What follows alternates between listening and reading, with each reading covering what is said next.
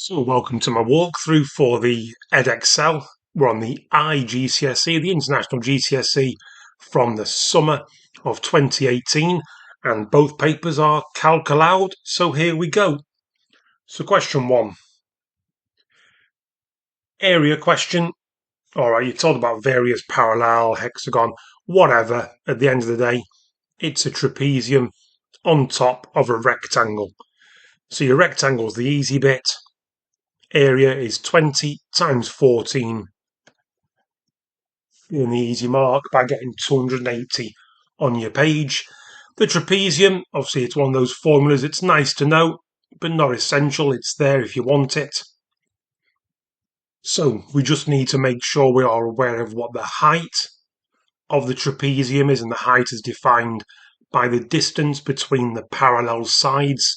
So in other words, the height of the trapezium is that distance there, which is 24 minus 14 to give you 10. So the area of the trapezium is you add together the parallel sides and halve them. In other words, you average the parallel sides and multiply it by the distance between them. So we're getting 180 for the roof of this house and 280 for the body of the house, giving us 460 centimetres squared for our first 4 marks. Next, as you can see with these questions, they've given you a little hint.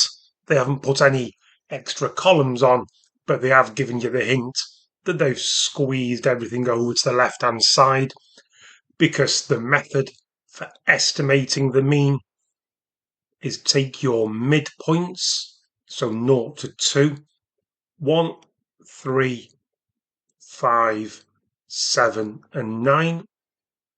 Yeah, they make a pattern, they don't always, so be careful on that. And you multiply them by your frequencies. Calc if you need, mental arithmetic if you don't. So 5, 27, what's that, 120, 7 lots of 40, 280, 9 sevens are 63.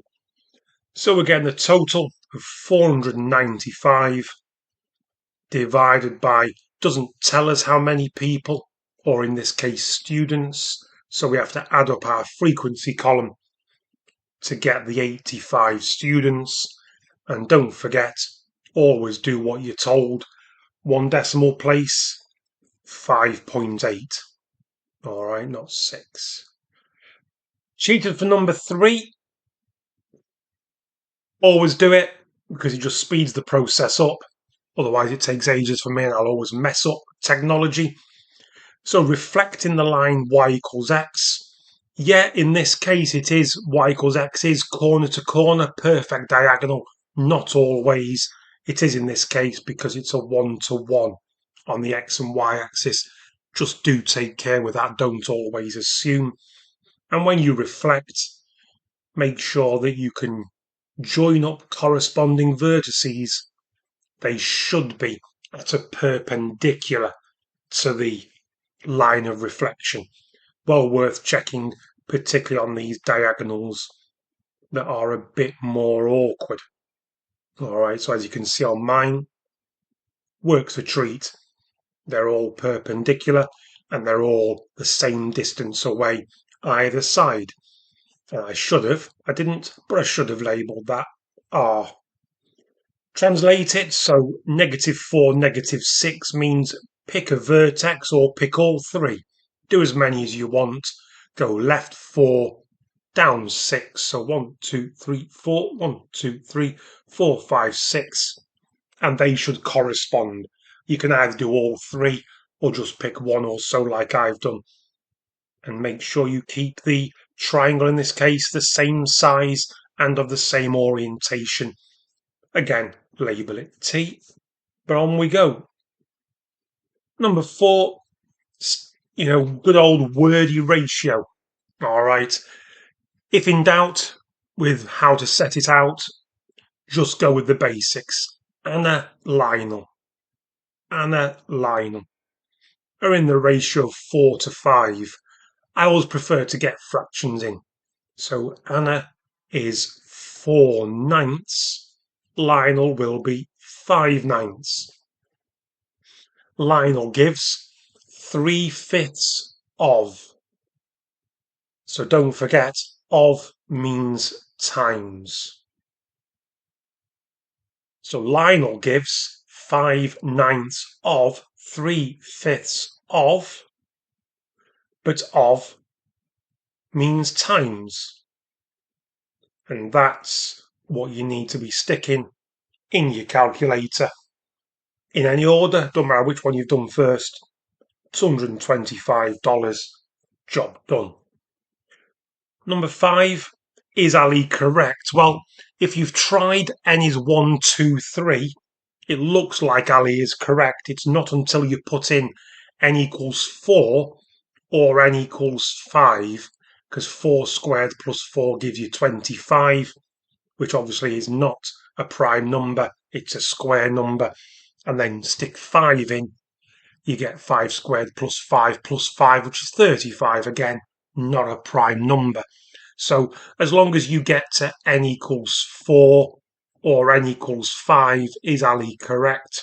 With a no, and your reason will be your answer to either or both of them. I'll let you put it in your own words, but don't overcomplicate. You get a mark for subbing in, a mark for a little bit of waffle. Number 6, don't worry about this one in terms of having to give reasons. It doesn't want reasons, so you can just do all your writing on the diagram. So I would simply get writing on there. So angles in a straight line make 180, so you can stick a 77 in there.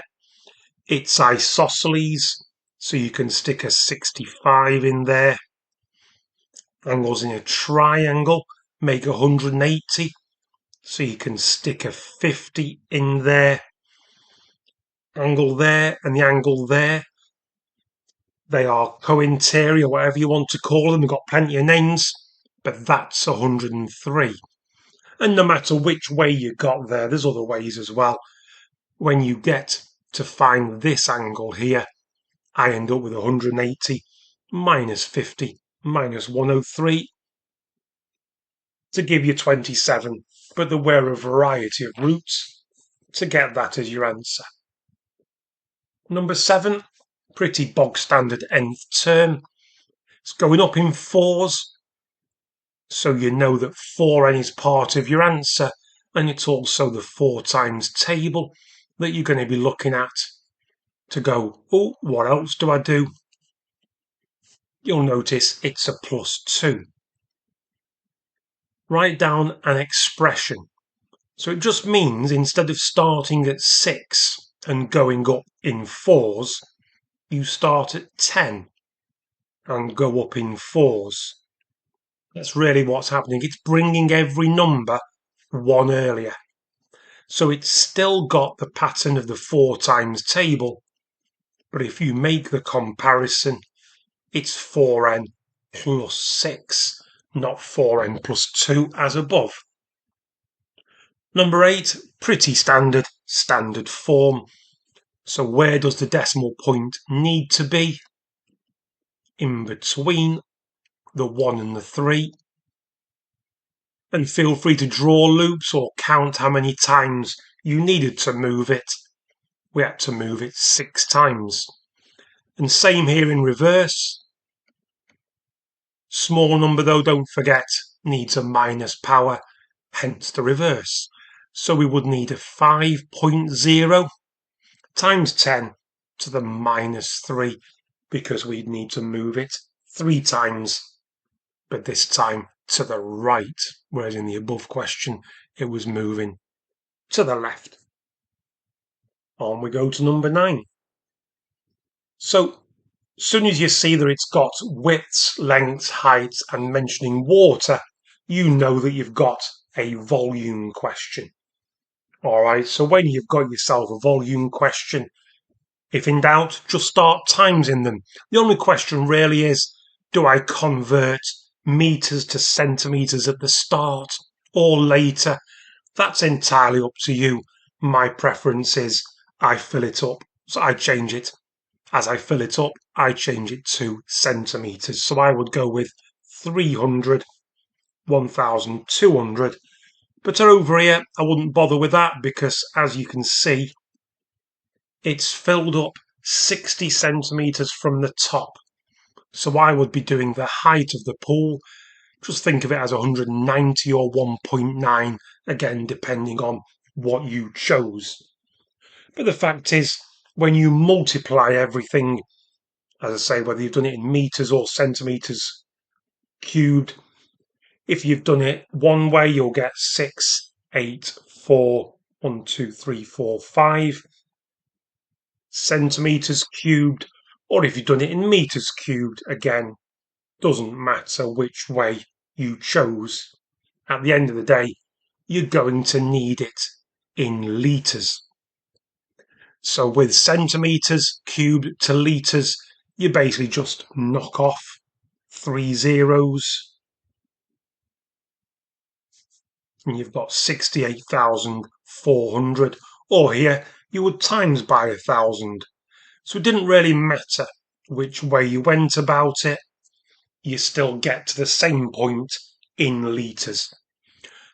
And whatever you get, it needs dividing by 400, which gives you 171 minutes, which is 2 hours 51 minutes in the format they require. Number 10. Simultaneous equations.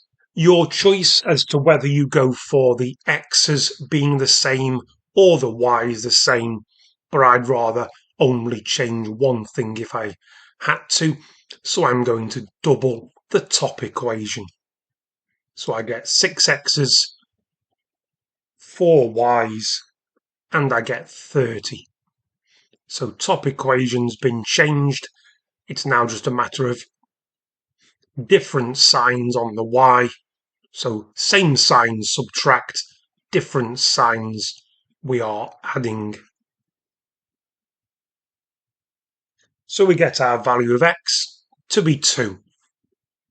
Value of y, pick either of the two equations, entirely up to you. I'll go for the bottom one, seeing it's the only one I can see. So 10 2's minus 4y equals 2.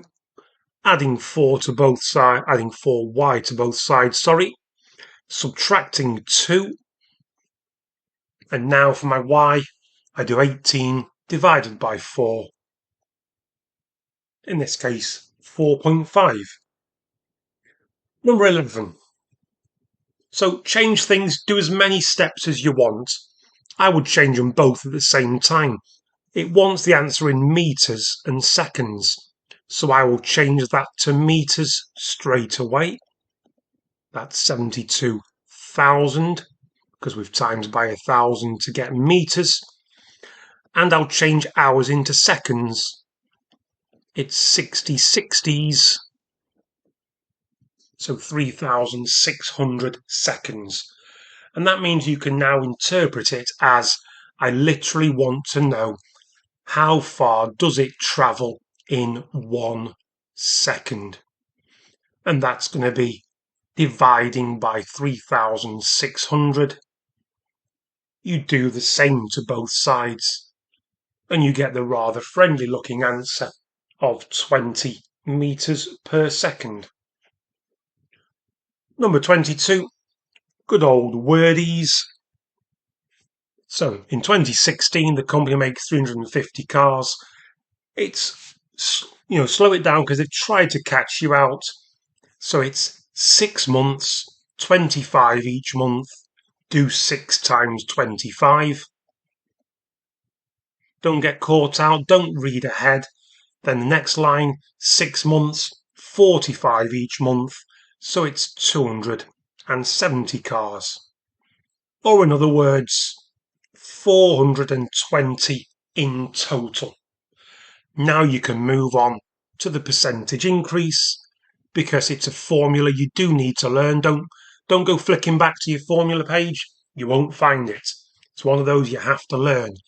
Percentage increase is actual increase So it's gone from 350 to 420. That's an actual increase of 70 over the original or starting amount multiplied by 100. Get that formula learned and get it pressed on your calculator. Part B, one of them questions where it's asking you to work backwards. So the idea of a question like this is something has been, the company's income in 2017 was 8% more. So something has been done like that. 8%, work out the company's income. And it's become 500,000. Because it's, don't forget, the way it's been phrased, that's not the actual income. That's why I haven't done 1.08, because this isn't the actual income. It's about the increase in income. So the 8% is worth 500,000. That's the key. That's why it's not like a standard reverse percentages question.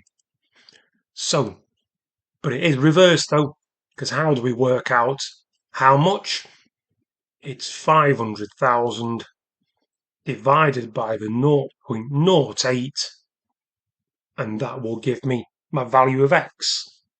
In this case, 6.25 million. 1, 2, 3, 4 zeros. And there we go. But yeah, don't get caught out.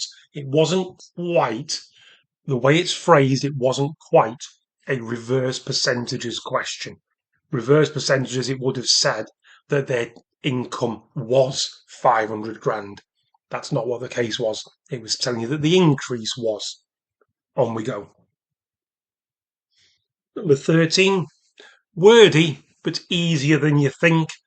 Get calcs at the ready, don't bother overcomplicating these. These are the ones you want to come up in the exam. So each month, Edna spends all her income. So if you add together a third and a fifth, it means she's spending 8/15 on her rent and her travel. So we don't know her income, so it's very similar to the last one. Her income,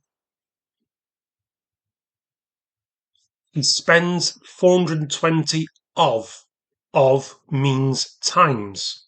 So 420 of her income, well, we need to take that amount and times it by 7/15, because 7/15 of her income is £420, and you've got to work backwards. So grab your calcs. You need to do £420 times it by the 15, divide it by the 7, and you get the answer, £900. Like reverse percentages, but not quite, and with fractions. Number 14, a good old page of algebra. So first off, laws of indices, don't forget, do each one in turn. So start with your number 2 and cube it. Then go on to your e squared and you cube it by multiplying the powers. 2 3s are 6. Then move on to the third and final phase. F cubed, all cubed, 3 3s are 9. Question B, whether you use loops or grids, it's entirely up to you. 3x squared, I'll just go straight to the answer. That bracket, that little loop there, will give me minus 12y squared. It's the other loops that will give me something that can simplify, so that's going to be 9xy. That loop will be minus 4xy, and hence that will simplify to give me in the middle 5xy. Next one, another laws of indices. It's gone back a step. So get rid of everything in terms of the like roots and surds. It's a to the power of a half on top times a to the power of 1 on top all over the -2 on the bottom. So don't forget, when you multiply, you add the powers. So you should be doing 1 plus a half on your calculator, but then you need to take away the power on the bottom. So it's -2. In other words, +2. So you get 7.7 over 2 or 3.5. Now D is a tricky one because it's a hidden difference of two squares. It's like one of those where you have x squared minus 9 and it factorizes to be x plus 3 and x minus 3. Except, as you can tell, it looks very, very weird.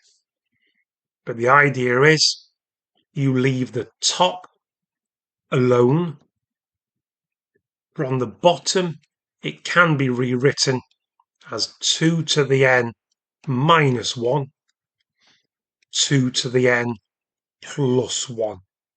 But as I say, it's a weird one of them. And ultimately, divide the top and the bottom, you're just left with 1 over 2 to the n plus 1. It could also have been done by rationalising, but I wouldn't have advised that way at all. Well, because rationalising gets rid of things, by the way, don't forget. You wouldn't have got rid of this, but by multiplying top and bottom by 2n plus 1, it would have got you there, but it wouldn't have been straightforward or nice. Number 15. So wordy probability, and they've left it open-ended for bag Y. But there we go. So earn your easy mark, 9/20. Now when you move over to here, please note it is a totally different bag. It's moved on. It's now out, all of them are out of 16, not 20. And so we've got 9 are blue. So that'll be blue, red, blue, red. And so it goes 9-7, 9-7. And you've earned your 3 marks.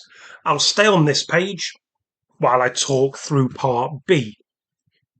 So let's pretend part B is here. Part B says work out the probability of them both being red. So it's down that branch and it's down that branch. So in other words, part B is that branch there. It's 9 over 20 multiplied by 7 over 16. So on your calc, 63 over 320. And just move on. Part C, again, I'll stay on this page. It says, are both red or both blue? Well, we've already done both red. And when you do or, it means you add. And both blue will be top. In other words, 11/20 times by 9/16. And again, stick all that on your calc. Let the calc worry about anything but 162 over 320 or any fraction decimal equivalent of that will earn you that massive 8 marks for that question. On we go. Good old intersecting chords theory. Easy when you know it. All right. Now, how you choose to set it up, I know for a fact different teachers go about these different ways. I would simply go one part of one line at a time. So let's take this line down here. I go about it this way. X multiplied by the entire length of AC equals 12 times the entire length of AY. And I know some teachers like to do that as a divide or whatever, but this is my preference. So now when you expand the brackets, x squared plus 4x, 12x plus 144, you can now more or less tell where all that comes from, because we take away 12x from both sides and we subtract 144 from both sides. But you're looking for a couple of marks from that top line, so don't overcomplicate on there. Don't take 4 or 5 lines. Just that, what I've shown there, is plenty. Part B basically says find AC. Now the thing to be careful of is, please note, AC is the entire line. So when you get the length of AC, you will need to add 4 to it. So it says 3 significant figures, so it's a case of it won't factorise. You could use completing the square, but I always go for formula. A is 1, B is -8, C is -144. And again, different people have different preferences on how they go about it on their calculators. You'll get one answer of -8.65. Now, when you add 4 to that, it's negative. So you must reject that. Or the one you accept, the answer you're actually after, is 16.649-ish. It wants 3 sig figs, and we want to add 4 to it. So 20.6 is the answer you are looking for. Number 17, usual me and cheating, but I do think histograms, they're an absolute bonus of marks. Job 1, remember that frequency, although they're using the word area here, let's not confuse it. Area on a histogram means frequency. I always make a note of my class widths, because to work out frequency density, another phrase or word for frequency density is height. So once you've made a note of your widths, you grab your calc and you do area divided by width to get frequency densities, or in other words, heights. So 2, 3, 2.8, 0.7, 0.8. They are your heights of each bar. Just be careful on the widths because they're very uneven. In particular, that first bar should only be 4 small squares wide. Don't make it halfway, because halfway would be 25. All right, you don't want that. On we go. So, 2 non-right angled triangles, obviously leading you down the route of it's a sine rule, cosine rule, maybe both or whatever. So, work it out logically. Work out the size of angle SQR. That's your job. The problem with triangle SQR, you've only got 2 bits of information. Now, it happens to be an angle and the opposite side. So there's your prod to part 2. It's going to be a sine rule question. But we need to take it back a notch to triangle PQS. What do they have in common? They have the line QS in common, or SQ. That's the one we need to find. We have an angle and the two sides either side. It's the cosine rule. So y squared is 12 squared plus 8 squared minus 2 lots of 8 times 12.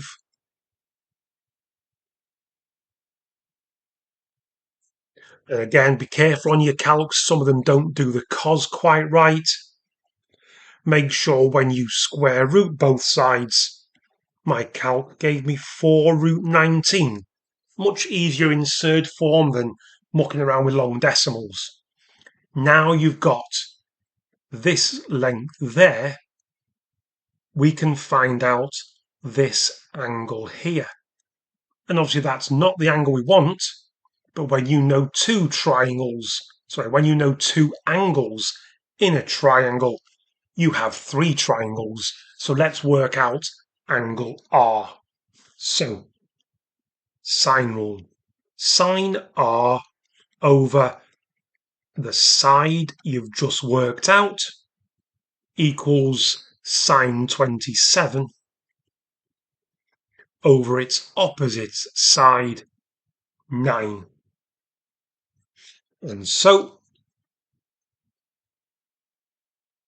you're going to need to inverse sine whatever the horrible decimal. So sine 27 divided by 9 multiplied by 4 root 19 gave me 0.8795 and a load more nonsense. Once I've inverse signed all that, I'm getting 61.58-ish. But don't forget, that's not x. You need to do 180 minus that 27 minus the 61.58. It wanted the answer correct to 1 dp. So 91.4 it is. On we go. So, using differentiation. All right, let's not worry about all this nonsense. As soon as it says use differentiation, differentiate. And that's the old bring the power down, minus 1 from the power. And when you differentiate negative 27x, you get negative 27. Next bit. By putting that equal to 0, it's saying that these are the flat points, also known as the minimum and the maximum points. So again, don't worry too much about all this waffle. The fact is, we have an equation here. We can solve it. Add 27. Divide by 3, we get 9. And when we square root 9, we get 2 answers. So the x-coordinate here is 3. The x-coordinate here is minus 3. But here's the thing, it's not asking us for the x-coordinates. Notice B and D are the y-coordinates. So where do we get the y-coordinates from? We need to stick x into this equation. So when x is 3, the y-coordinate is 3 cubed, so 27, minus 27 threes, so minus 81, and there's a plus k on the end. Now you might be worried, what the hell's going on? Don't worry just yet. Let's simplify it. We get minus 54 plus k, and that is D. That's the y-coordinate for the minimum point. Let's sub in minus 3. Same load of nonsense, really. When we cube it, it's negative 27, but this time it's plus 81, plus k. And when we simplify all that malarkey, we get 54 plus k. And that's the value of b. But here's the clever bit. It wants us to find b minus d. Look what happens. B minus D means bottom take away top. So 54 minus 54,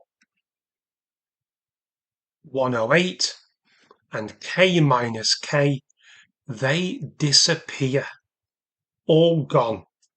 And that is B minus D. Horrible question, got to be honest. All right, very, very tricky, but at least do. All right, I'm sure you'll have been told by your teacher there are easy marks on differentiation, so at least try and get yourself to that stage. There's a couple of marks. If you can go any further, even better.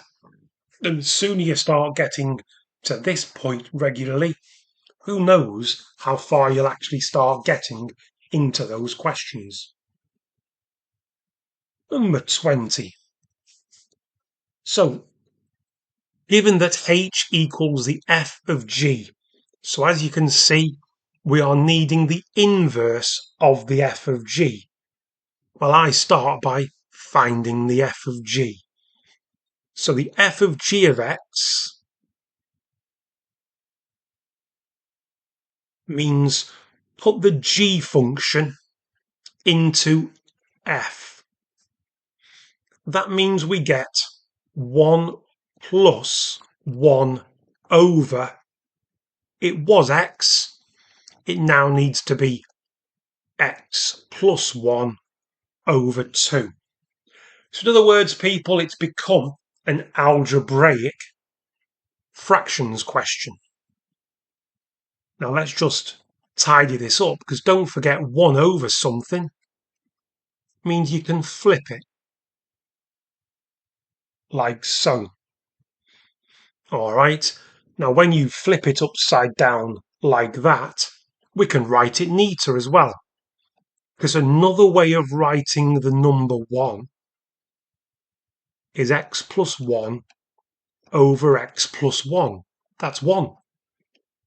But that now means we can add it. We can simplify this by simply adding the numerators. So in other words, x plus 3 over x plus 1 is our function for the f of g of x, or in other words, the h of x. Or in other words, as you'll have been nagged, let y equals it, and then rearrange, because we now want the inverse function. So y equals x plus 3 over x plus 1. Let's times both sides by x plus 1. Helps if I actually did it. So yx plus y is x plus 3. And you are now rearranging to make x the subject.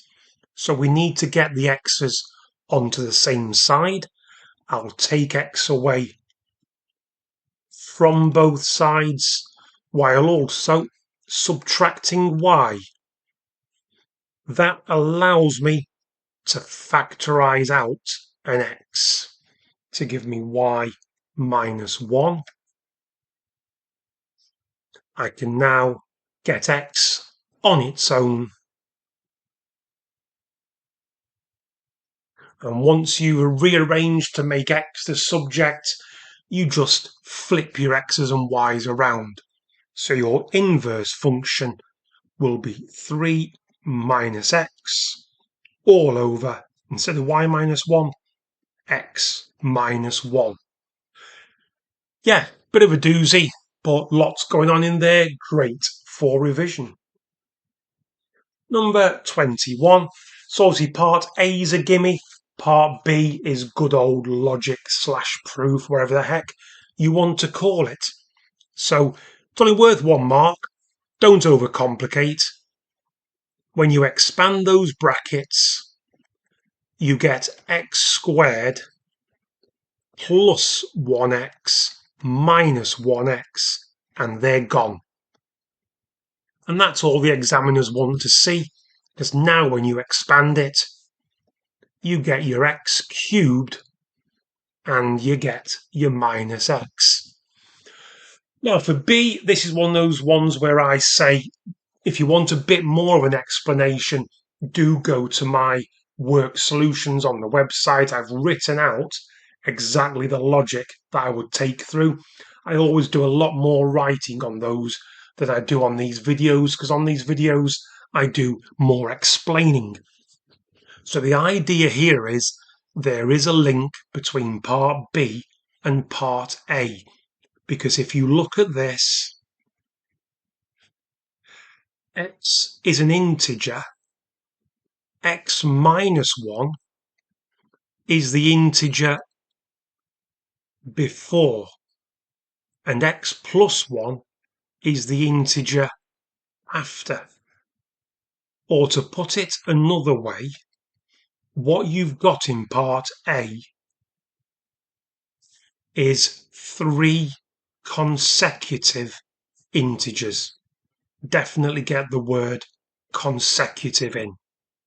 And the reason why you want that in is because when you have a sequence of 3 consecutive numbers, at least one of them, sometimes 2, is a multiple of 2. At least one of them is even. All right, sometimes 1, sometimes 2. And exactly one of them will always be a multiple of 3. And so when you're multiplying them, look at that. The difference between a cube, difference means subtract, and the number itself, you've literally got it going on algebraically above. You just need to expand on that with words by saying, look at part A. I've got 3 consecutive integers. One's a multiple of 2. One's a multiple of 3. Any multiple of 2 and 3 must be a multiple of 6. On we go. Number 22. Doesn't look friendly, but is a bit better than you might think. So, this is where you need to, if you don't know it off by heart, flick back to your formula page. Volume of a sphere, 4/3 pi r cubed.